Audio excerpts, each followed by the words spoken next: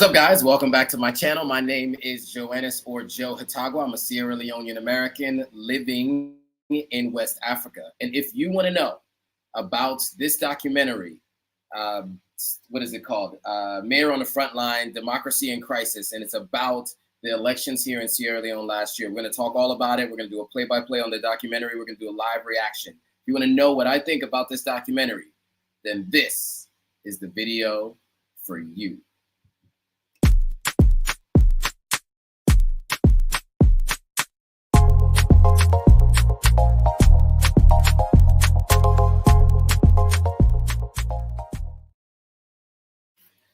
All right. We are live on all platforms. Well, we're not live on all platforms, actually. We're live on YouTube, and we are live on Instagram. So we're live on YouTube, we're live on Instagram. Today is a little bit unconventional because I'm going to have to try to go live from two different devices. So let me do this a little bit to try to help with the way this is being viewed here. So first of all, let me know if you guys can hear me. Can you guys hear me? If you guys can hear me, give me a thumbs up.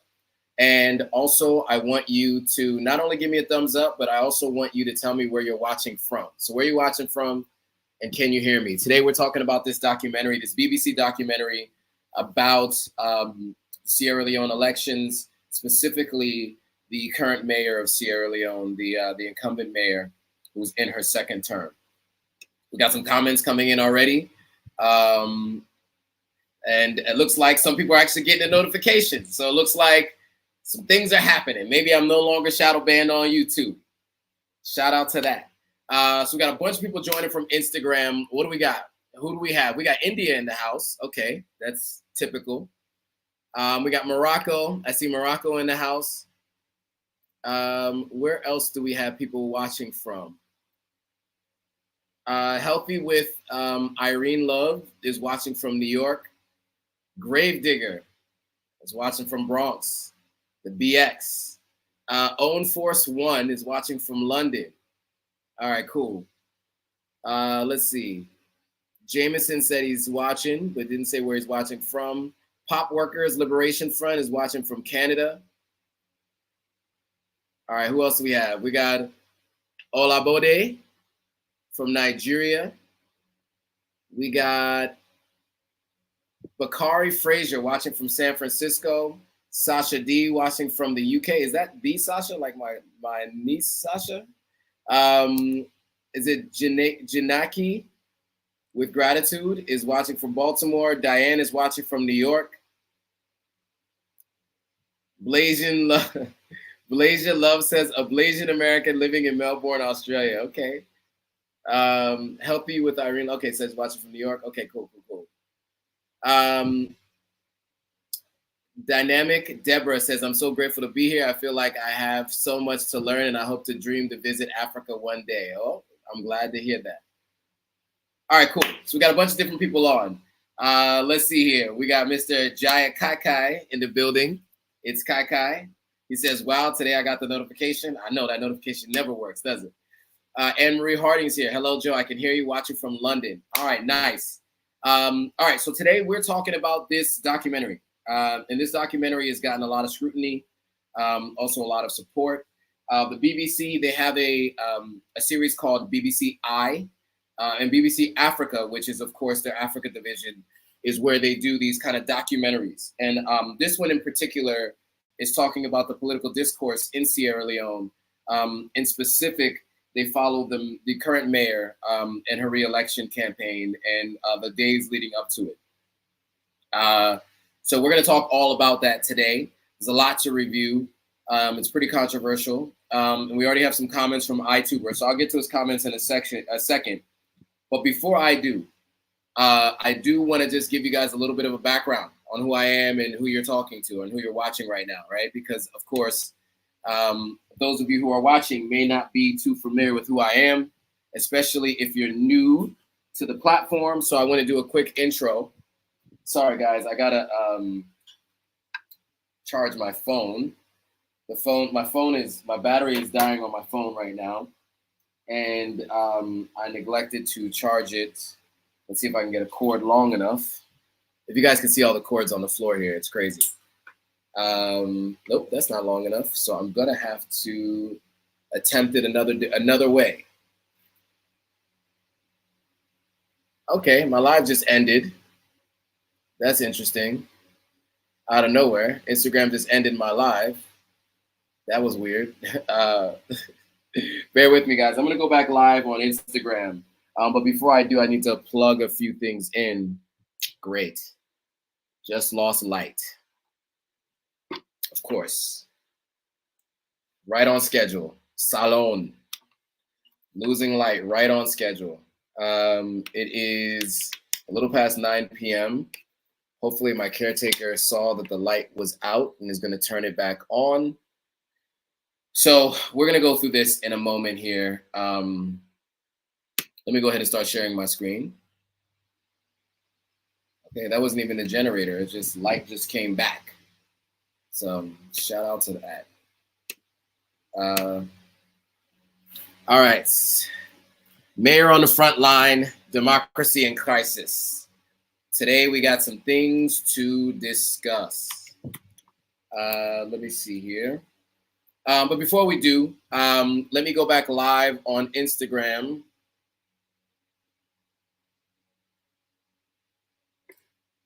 All right, sorry guys, just give me a second. All right, so we're back live on Instagram. If you guys noticed, the last Instagram live went completely south and just shut off. So we're back live. Excuse me, we're back live again. Today we're talking about a BBC documentary that they did specifically on Sierra Leone. And they were talking about the political unrest and some major events leading up to some very scary moments last year during the election season here in Sierra Leone. I happened to be here. I witnessed some of it. I had a friend who was in the APC office when some of it happened. And so overall, it's pretty wild, to say the least. And so we're going to talk about it today. Not only are we going to talk about this documentary, but I have a unique perspective having been in the country at the same time as it was going on. And I reported on it a little bit at the time, right, and talked about it a bit. But of course, the BBC I, what they do is they do these deep dive documentaries, take footage from people, they bring cameras out for these things. And so they did a pretty deep dive on this. So we're going to talk about what they decided to do with this documentary and how they spun it, my thoughts on it, and I think the implications for it. So so before we do that, though, again, many of you guys are new, right? We got new people on YouTube. We have some new people on Instagram, and not everybody's familiar with who I am. And so before I go into this live review of this documentary, maybe it makes sense to talk a little bit about who I am and what I do. So first things first is, of course, again, my name is Joannis, or people call me Joe Hatagwa. I'm a Sierra Leonean American. I live here in Sierra Leone at the moment. What my job or my role is in this world at this point in time, the way I see it, is to bridge the gap between the diaspora and Africans. That's through human interest stories, culture, lifestyle, music, news, right? Whatever I can do to try to bring these two groups together. Someone being culturally American, but ethnically African. I kind of have both of those two worlds colliding from time to time in my everyday life. And so my goal with this platform is to bring the two groups together.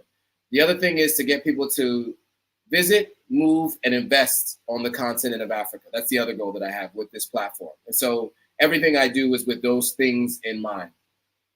So I have a YouTube channel, Instagram page, Facebook. I'm across all platforms, right? And the brand is Authentic African. So last week, I posted a couple of videos about my time in the Gambia. I got 2 more videos on the Gambia, and then I'm moving into my Tanzania video. So if any of you guys are planning to visit the Gambia and you're looking for insight and information on places to eat, clubs to go to, hotels to stay in, all of that stuff, you can just check out my series on the Gambia. But last week specifically, I posted 2 videos on it, and there's a ton of clips too on YouTube Shorts and Instagram that you can find. This week, I have a couple of different posts going up.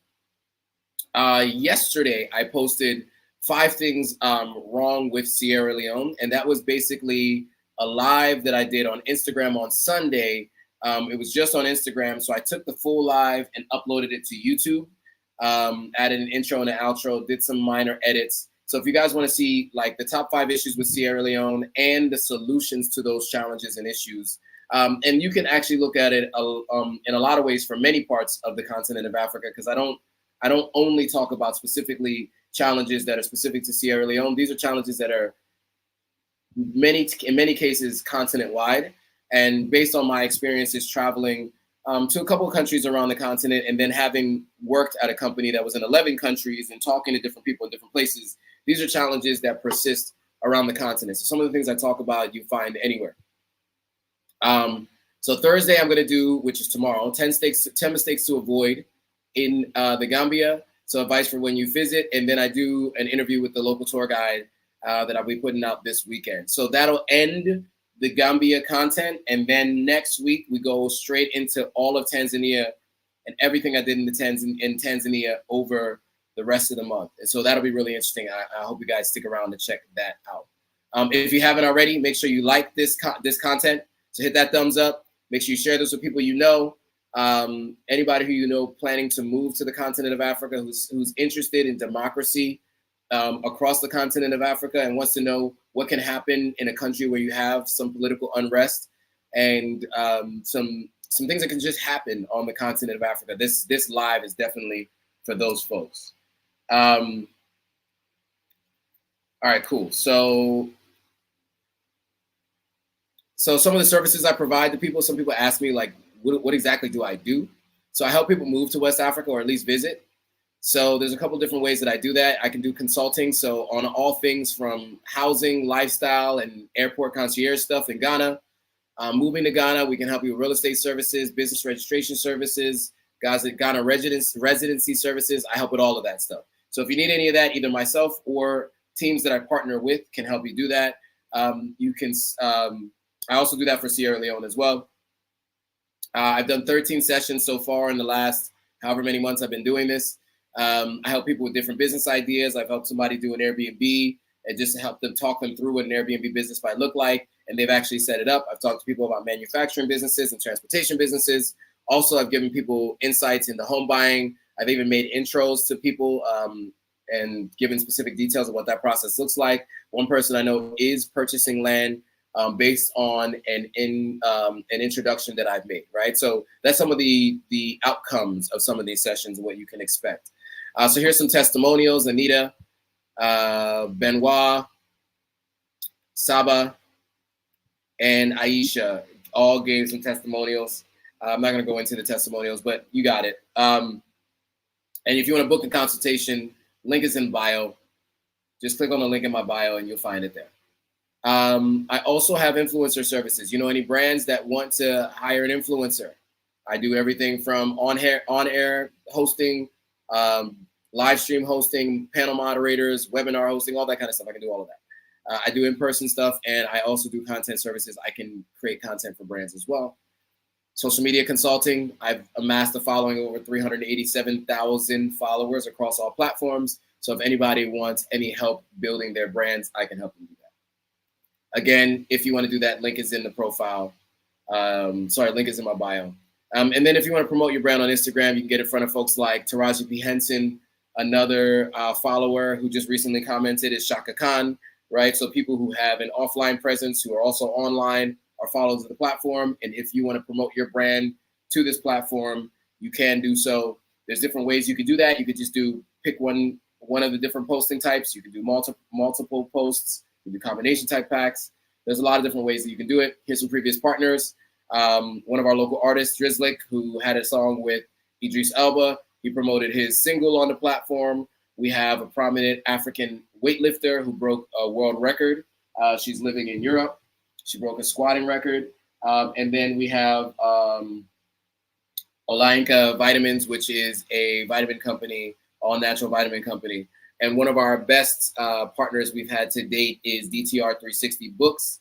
They're posted pretty well, having quite a substantial reach, tons of comments, and a pretty good number of likes as well. So that's a little bit about what we do in terms of promoting brands and getting in front of the people that you want to get in front of with my platform. Again, if you want to do that, link is in bio. All right, so let's get into the story. So real quickly, we'll do an overview Well, first we're going to watch the clip on Instagram. Then I'll give you my overall thoughts, and then I'm going to take you to my final thoughts, major points, and then my final thoughts on the documentary. I'm going to take you through the major points of the documentary, and then I'll give you my thoughts. Along the way, feel free to chime in. I'll be reading comments on Instagram. I'll be reading comments on YouTube. I definitely want to hear from you guys. But first, I think the best thing to do is to get right into playing the documentary on screen. Not the full documentary, because one, can't do that, considering copyright issues. And two, I think it's best we just keep a clip. If you want to watch the whole thing, there will be, I'll put a link in the description of this video afterwards. So if you decide that you want to watch the full documentary, you can watch it there. So in the meantime, let me pull this up. I'm also realizing now that I'm gonna have to switch between screens here in a second. Okay, so let me do this really quickly and see how this works. Because I think, you know, what I'll say about this documentary before I start playing the clip is, you know, one thing about documentaries is it's always done from the angle of the person who's actually filming it, right? And so they're going to have their perspective. And so in many cases, those perspectives may be slightly skewed based on their own personal belief systems and viewpoints, right? And so if that's the case, I think what you have to take into account then is what are you watching, right? Is this an accurate account 100%? Is this skewed based on someone else's belief systems? You know, is it a little bit of both, right? And I think that that's just something that we're going to have to take into consideration when we start going through and looking at this. Because I will tell you, when I first watched this, you know, you have the background music, you have so many different things going on, and it does pull on the heartstrings, it does appeal to your emotions. And so I think we should just get right into it. I think, as a matter of fact, I think we shouldn't waste any more time. So let me do this. Let me bring this over to this screen.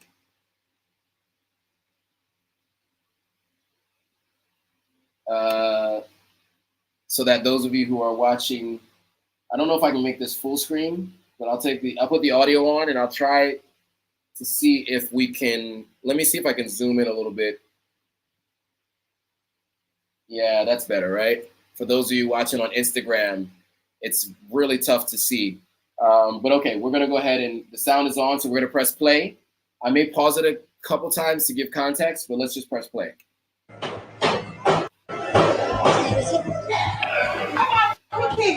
To be clear, you heard gunshots and you saw tear gas just now. That's what you were seeing, and that's what you heard. So this is Mayor Yvonne Aki-Sawyerr, who is the subject of this documentary. And so they're obviously training the camera on her in particular. And where they are right now is one of the political party's offices, the APC headquarters in Freetown, Sierra Leone. So what you're seeing is the events that happened inside a political party's headquarters in Freetown, Sierra Leone. Abiola, can you hear me? We're in the party office. They're firing live bullets at us. We're on the floor. If you can't hear that, she said we're in the party office. They're firing live bullets at us. We're on the floor. And she's going to say we need help. Help.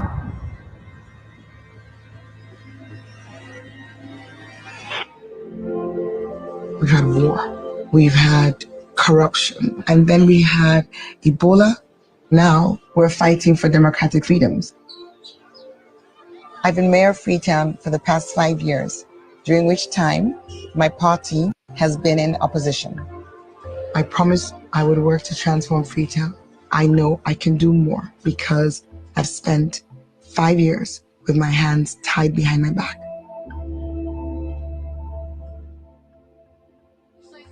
I did think today that, gosh, I'm not going to be putting this on again, maybe never, depending on the election outcomes. But I'm kind of already in campaign mode. So yeah, let's get on with it. My party, the APC, is one of the two main political parties in Sierra Leone. The other party, the SLPP, has been in governance for the past 5 years.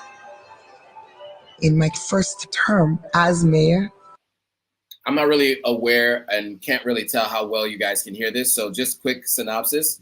What she explained is she's the mayor of the opposition party. So she is okay, let me take a step back. On the national scale, SLPP is the party in power, right? Sierra Leone People's Party. The other party who is not in power nationally, like in terms of the president, is the APC, All People's Congress, right? And that is the party that she belongs to. So she, being the mayor of Freetown, is of the opposing party to the national party. This is kind of akin to, if you remember, actually, this is a good example. In the state of Georgia, the governor is a Republican. The mayor, the last two mayors have been Democrats, right? So similar. I mean, obviously, we're talking about a capital city of the country, and we're talking about a larger country. So maybe it's more like looking at if the mayor of Washington, D.C. was a Democrat and the president's a Republican, right? That's kind of how you can think of it. So that's what she's expressing right here. And she also said in her earlier statement that because she's been in the opposition party, she says that her hand was tied behind her back, right? So that's what you were hearing her say. In case you didn't hear that, just wanted to clarify that. I tried to work with the government, but they won't. Okay, so unfortunately, it cuts off right there. And she said, I tried to work with the government, but unfortunately, they rejected me. So that's where it ends. This particular video. Instagram, can you? Nope, only on YouTube Shorts. So if you want to watch the full documentary is going to be in the description. But I thought I would just start off with a little bit of that, right? Because you get an idea of where it starts and the situation that's going on and what they're presenting to you. So let me stop sharing that and let me present back to what I was sharing previously, because I think you guys got the gist, right? Like, let's see what's going on here. Hold on, let me just. There we go. There we go. All right. So let me just give my overall thoughts, right? I think, and I think this, we'll get into some comments here too. So let me start with some of the comments, because I thought this was good and it aligns with some of the things that I could say. So iTuber12 says this. I watched the documentary. It was interesting, but it definitely felt slanted. If I knew nothing about Sierra Leone, I would have thought the place was North Korea based on the documentary. He also says, knowing what I know, a lot of stuff was exaggerated for the cameras. He also says, with that being said, I still do think the mayor will be our first female president. All right, so that's his specific thoughts. That's his thoughts. Now, I will say this. I've watched a few documentaries in my day. I spent a lot of time watching documentaries. And yes, they are almost always slanted. Generally, the people who are deciding to do the documentary have a vision already. Some people who do documentaries are looking to present the outcome that they already went into the documentary with. Some people, they change the documentary based on what they discover. So, for example, I saw a documentary called Icarus, and it was about the Lance Armstrong. And then before the end of it, before you knew it, it was about doping and using steroids across all sports. And then it got into the Olympics and a number of other things. So it went from Lance Armstrong and the Tour de France, and then it ended up being this whole thing on steroids and in major sports and in the Olympics and geopolitical issues, etc. So sometimes that can happen, but many times it is based on somebody's particular viewpoint. Now, BBC and BBC in general does spend a lot of time talking about attempted coups, political instability on the continent of Africa because people watch it, people commented on it, people click on it. So I'm sure they went and came to Sierra Leone, I should say, with that in mind. And I'm sure that was what they were looking to share as part of this documentary. Or maybe they came in here looking for something else and this is what came out of it. But just in general, just keep that in mind that this is going to be done with some sort of a bias. You are following one particular person, mostly their story, right? So the ancillary figures and their particulars don't really get described or discussed too much. So people who the mayor who opposed her or the person who ran against her, they don't really spend too much time talking about him or his platform. The National Party, they don't really talk to them too much. Don't talk to them much about their thoughts on her, right? It really did focus on her. And then look, it is called Mayor on the Front Line, Democracy in Crisis. So the expectation is going to be that it focuses on her. I'm just explaining that obviously, if you're watching this documentary, it's going to be shown through the lens of just one individual as opposed to the holistic view of the country in general. And that's just how it works, right? So just expect that if you're going to watch the documentary. So those are my overall thoughts. Let's see if there was anybody else who had any thoughts who did watch it. Tim Black says he's here watching from Jonesburg, Georgia. Smokey C says, I don't trust any politicians in Salon. They say they don't trust anyone. Okay, fine. Sangbei was saying, hope, hey, Joe, lights stay on. Yeah, I know, right? He's viewing from South Carolina. Africa Emerge says, good day, everyone. I was in Sierra Leone for 2 months. The country is facing a lot of challenges, for instance, water, electricity, and good roads, something I did talk about on a previous live. Yeah, Sengbei said, yes, Africa Emerge Salon has hefty infrastructure challenges. I spent 18 days there between November and December 2022. I want to return hopefully this fall or winter 2025. And I met Sengbei during that time. I did interview him with a group of other folks who came and got their citizenship. My laptop crashed, but I do have that interview on the cloud. So it will eventually come out. So Sengbei, just want to let you know that. But Sengbei is also saying he loved the beaches. Africa Emerge said, indeed, Sengbei, our people are God-loving individuals, and being around them makes you appreciate the genuine connection. All right, cool. So that's, just wanted to get to those comments, see if there's any other comments at all, people who watched the documentary. If you haven't, let's do a play-by-play, and then you guys watch it, and then I'd love to do a compare and contrast in the comments once you guys watch the documentary. So the first things first is it opens with a clip from that famous day of the shooting at the APC headquarters. And obviously, as the title says, it follows the mayor, right? So she talks about what she sees as her struggles trying to put through legislation. She said that she was actually told that the federal government said that they were going to keep her busy so that she couldn't legislate. And so that's kind of how it opens, right? It opens with the shooting, with that scene that you saw in that clip. That's how it opens. And it really, it's one of those things where it's gripping, it's eye-catching. It really does get your attention. So yeah. So then it goes into her background, right? But first, I guess before it goes into that, it does talk about her. There were multiple charges against her right leading up to the election around disorderly conduct, for going live while trying to board a plane. And then it follows her right before she takes a stand and talks about her experience. And then she talks about being in office and what the cost is to her family. And even thinking like sometimes she wonders if it's really worth it, right? Then it takes you back to the beginning, right? And it goes through, and forgive the spelling errors, I'm just realizing that, but it goes through her background, living in London, then coming to Sierra Leone when Ebola hit. So 2014, she made the decision to come to play whatever part she said she could. She came in November 2014, started as a 3-month volunteering stint, and obviously it's lasted now 10 years. And obviously eventually she became mayor.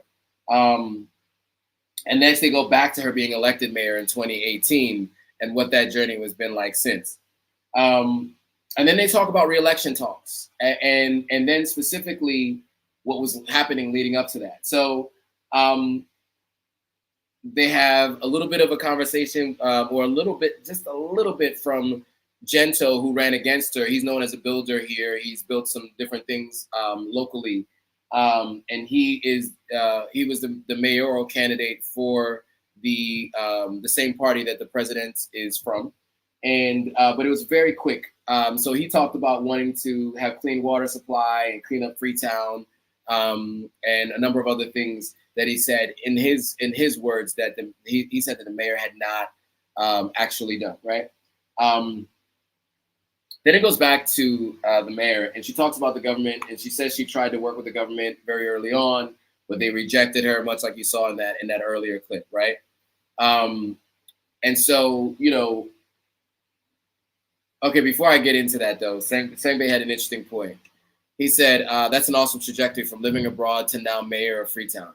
Yeah, so she grew up in Sierra Leone. Then, sorry, I should give that context. She grew up in Sierra Leone, went to elementary, middle, and high school here, if I'm not mistaken, primary and secondary school. Then I think she went off to university in the UK, and then came back in 2014. So I think that was a good point to mention.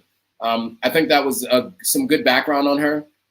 So for those of you who aren't aware, right, this was what it went through. So then after the convoy, so there was kind of a rally, right? They do these things as where they kind of rally as part of the campaigning. Her and her driver kind of split ways, and he describes that he was beat up, and her laptop was taken from her car, and he comes and shows the scars on his back, and he expresses what happened to him. He mentions here that they had 3 guns on him, and 1 on his head. He tells her that she needs to be careful and to make sure she has security, and that she's safe and she stays safe. And that's basically what he says to her at that point in time. That's what the driver is saying. And of course, they said, and she said the reason why it happened is because there was on the car, it said, vote for the mayor and the presidential candidate at the time, the APC presidential candidate, Samora Kamara. And so she said, in her words, she felt like the reason for this assault, the alleged assault, was because they had the APC flag bearing stuff on it. He didn't in any way say he knew who did it. Well, actually, sorry, he did. He said that he was stopped at a checkpoint. And I guess like a little bit of an argument ensued. Based on the way he described it, he was like, all right, you guys have checked the car enough, kind of.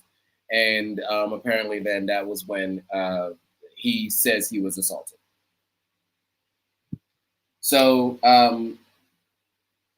then she talks about, like, really where she stands, what's important to her. And one of the big things was climate. She felt like climate was a really important topic that she wanted to cover. And they get to the root of some of the climate change challenges, right? So there was a statistic about how Sierra Leone is one of the least polluting countries in the world, but one of the countries that will be most impacted. And that's kind of the case with all of sub-Saharan Africa. Unfortunately, sub-Saharan Africa seems to be the area of the world that will likely be of greatest impact to climate change. And in those of you who believe that humans have an impact on climate change, sub-Saharan Africa is the least contributors, but also going to be the most affected. And Sierra Leone is a country that's on the top of the list in each way. So she goes into her thought on that. She talks about work that needs to be done. They specifically go into the mudslide that had over 1,000 people experience loss of life. And this happened when she had already decided she wanted to be mayor, but then it was kind of it was like a reassurance that this is for her. This was a vision that she needed to fulfill. It talks about how she was the first female mayor in nearly 40 years. And she had this idea of Freetown to Tree Town, where she wanted to plant and grow over 1 million trees. If I'm not mistaken, I think she said the number was 635 trees had been planted to that point. Then she talks about what it's like being a woman in this role, and how she's being called stubborn or difficult. And she felt as though those aren't terms given to men who operate the same way as she does in those positions. Very commonly, you've heard that said about Hillary Clinton. You've heard that said about other women in office, right? A lot of times they say, people will call them stubborn or difficult or bossy, but it's not for what they would say is attributed to the same behaviors as their male counterparts, but never spoken about their male counterparts in that way. I thought it was interesting that they touched on climate, and also I didn't know about this initiative, and so I thought I'd call it out because that's something that they talk about. And then then it goes into the first shooting, which I reported on. I was about a 5-minute walk, less than a 2-minute drive from where the first shooting occurred, and it happened right outside the APC headquarters. I heard the bullets myself personally. One person did experience loss of life. And it happened with what she was saying was a peaceful protest outside of the APC office. And she went actually to see where the person was shot and lost their life. She went live, and during that live, there was some liquid on the ground that was red. And so she had said this was blood. And then about 10 minutes later, actually, let me take a step back. One of the people, it sounded like, who was shooting from the BBC, said that they had talked to some police, and the police said that red residue in that liquid that you saw was tear gas. She was skeptical. Many people watching, I'm sure, were skeptical, like, is that really tear gas? However, when she talked to one of the people from APC, her political party that was there, and she asked them, is this blood or is this tear gas? They themselves said, this is residue from tear gas, but there is blood over there where that person got shot. So she immediately goes live again and retracted the initial statement. And then that kind of snowballed into another story against her, saying that she was irresponsible. Someone who's in that position of such authority and power should not be so irresponsible with information. And then of course she defended herself, of course, by saying, she didn't go there with ill intent. She was reporting what she thought was the case.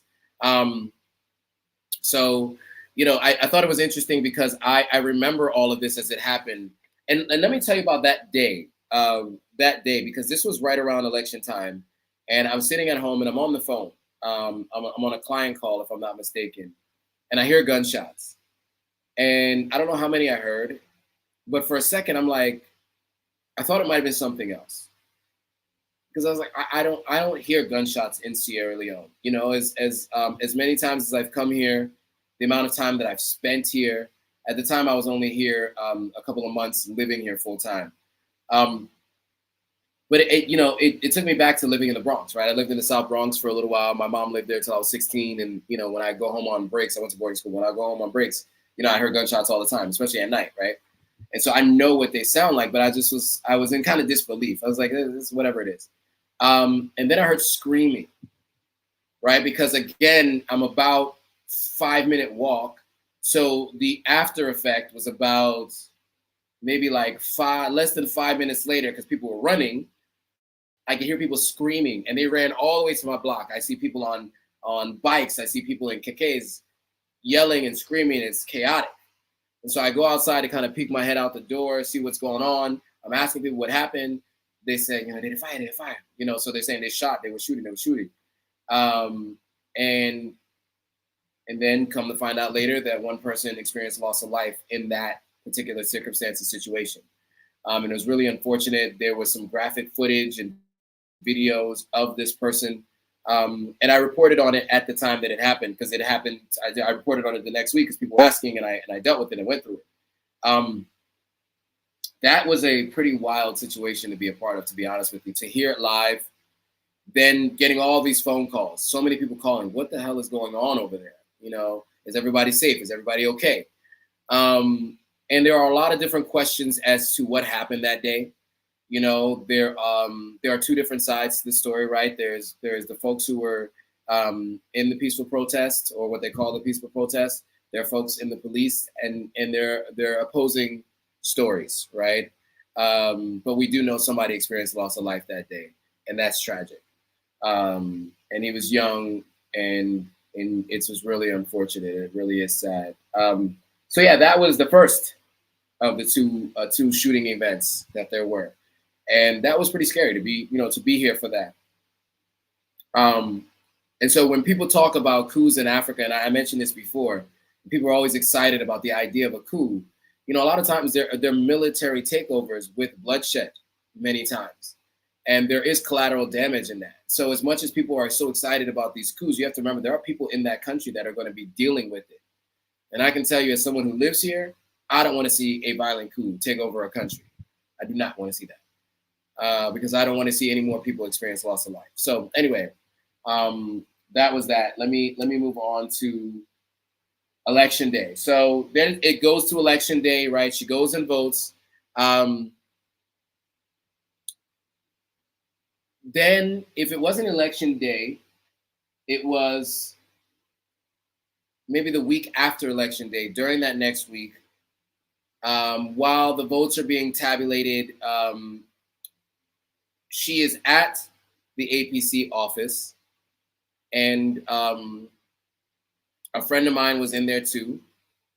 And she was, I have a friend of mine who is in this particular political party. I also know people in other political parties too. I know people in both political parties, to be very clear. And I take a very neutral stance. I also want to say that as well. I take a neutral stance when it comes to politics here, especially on a public platform. I don't speak about my politics in Sierra Leone. And I didn't even vote in the last election because I couldn't. I will be voting in the next election. And maybe at that time we'll talk about the issues at that point in time and who the candidates are. But just to be clear, I take no party line. But I do have a friend that was in there that day, and the voice note that she sent another friend of ours was scary to hear, to be honest with you. You could hear how frightened she was. And by the time I heard the voice note, she was already safe and we knew she was okay. But she was in there. And so the video that was depicted in the documentary while in the campaign office is real time what was happening. And a woman experienced loss of life. We don't know what was the cause. It seems as though it may have been maybe cardiovascular because they were shooting inside tear gas. There were live rounds, so they say. She may have potentially been hit by a live round. She may have been hit, she may have had respiratory issues based on the tear gas. I'm not really sure, and I'm not sure they actually put that out. But the family of hers, they were interviewed a bit and talked about their experience with losing her and how sad they were, and it was just sad overall. And so, two people experienced loss of life in the events leading up to this in the capital city, with a police force and with civilians. And so that's the thing I think that is the toughest part about this, is that someone who grew up in a space where you have First Amendment rights, and you would hope that that people don't open fire in these kinds of places. It does happen. Now the mayor's position in this, and in both cases, both situations were unprovoked. If I'm not mistaken, the police position was they were provoked, and they felt threatened, and so they responded based on that. There are a lot of opinions on the ground and a lot of people who go one way or the other. Some people say it was exaggerated. Some people say it's not true. I would say the most important thing to know is that two people experience loss of life, and we don't ever want to see that in a democracy that we want to herald and we want to see take our country forward, right? So a little bit more on Election Day. Going to get to the logistics of voting. And according to BBC, an independent civil society observer group, the Sierra Leone National Electoral Watch, forecasted a runoff. So to be clear, in order to win outright for presidency of Sierra Leone, you have to have at least 55% of the vote. If you have under that, then they have to do a runoff. And so this Sierra Leone National Electoral Watch said that no party had 55% of the vote, which is needed in order to win outright.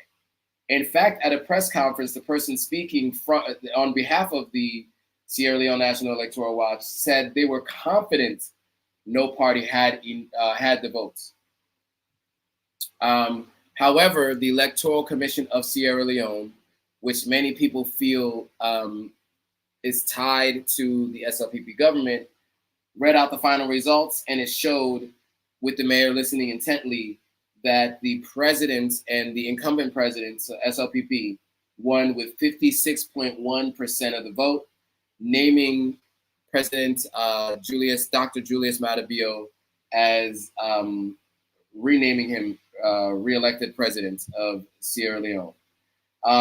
Afterward, the mayor is shown crying and discussing what she says, and she says that she felt that the votes were not legitimate.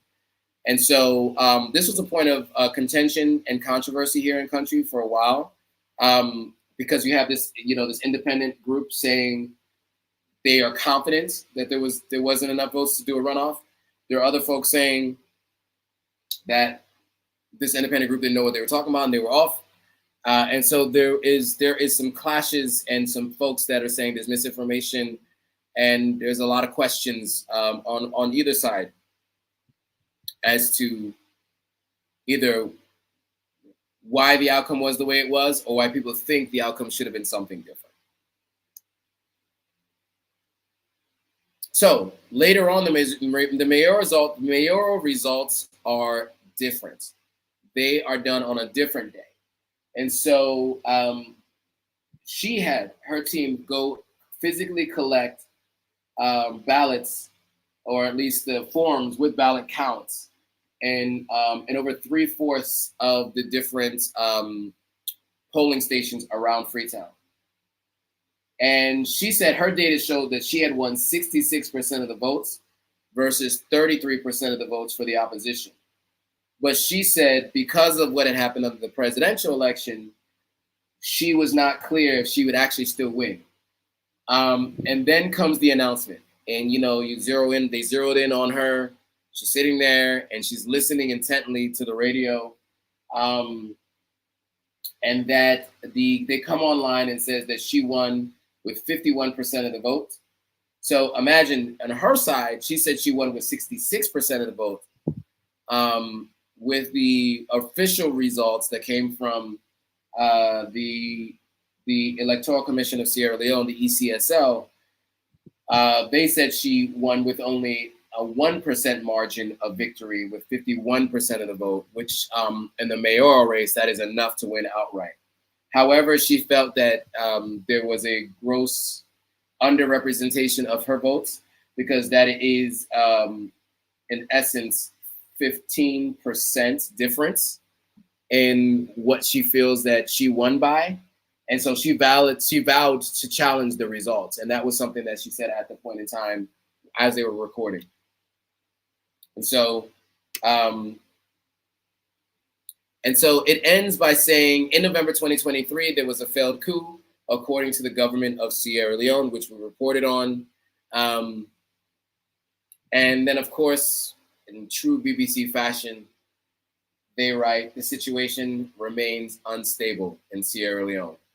And that's how it ends. That's how the documentary ends. And that is where they leave it off. And, I found it to be a compelling documentary. Again, they did a really good job with the background music and the narrative. Some of it, of course, is as accurate as you can possibly be when you have, footage of what's actually happening. And then there are other things that can be left up for interpretation, right? And so, overall, I thought it was a pretty well done documentary. I do think that there are a lot of people who think differently. So Idabe says, what documentary? She just joined. So it's called Mayor on the Front Line. and it said, "Is a democracy in crisis?" And it's a BBC documentary. I'll put a link in the YouTube video notes, but I'll also share a link on Instagram as well. Well, you'll have to go to. I'll just put the name of it on Instagram in the description of this live, and then you'll be able to go back and check it out.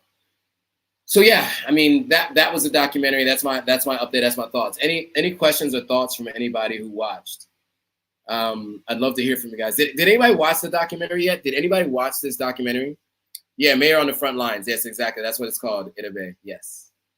And it's a BBC I documentary.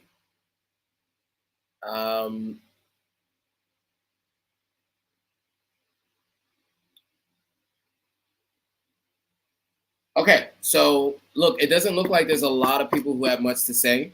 So what we'll do is we are going to bring the live to a close at this point in time.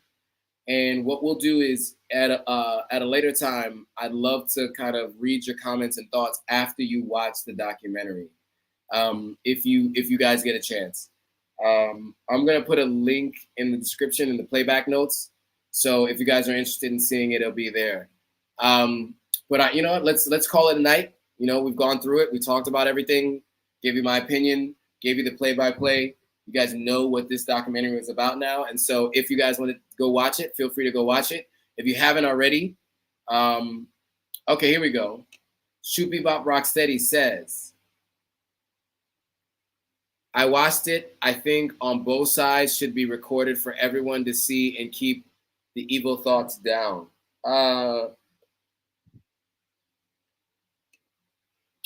So yeah, I mean, I do think that you should, you know, if you're going to do a documentary, I do think what you should probably do is try your best to get all parties involved in the process, right? I think that that's a super important part of any kind of documentary filmmaking. In this case, obviously, it was from one side, so I definitely recommend you watch it. Highly Favorite said, late, I'll watch the replay. Yes, definitely watch the replay. Africa Emerge says, I haven't watched it yet. So I definitely encourage you guys to watch it, and definitely let me know what you guys think in the comments of this replay. So after you watch it, come back to this live video once it's a replay, and I want you to put your comments in there, and we can engage in a discussion there. It'd be really interesting to hear what you guys think, because I myself have my own thought process about it, and I can meet you guys in the comments and we can talk about it. All right, guys, so we are nearing the end of the hour here. There's a couple of other things that are coming too. We'll be going live with different folks, talking about different news stories. There's a lot that we're going to be doing. And so I'm looking forward to being able to bring all this new content to you all and ensure that you guys are up to speed on everything that's happening on the continent. All right, guys, so with that, thanks for watching, and I'll see you all on the next video.